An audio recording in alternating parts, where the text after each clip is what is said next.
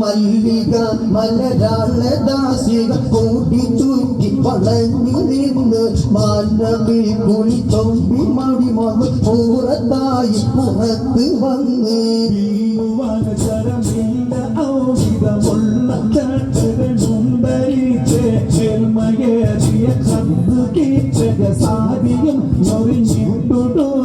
മല്ലയാച്ചിയിൽ കാപ്പ് കമ്മൽ മാലത്താലിക്കു ചാപ്പനീത്ത് ഹസ്തജ ബെൽറ്റോട് സർവിൽ പാദ സർവിവയാൽ ചമയിത്തേ. പ്രിയപ്പെട്ട സഹോദരങ്ങളെ, രാജാവ് പറഞ്ഞു തന്റെ താര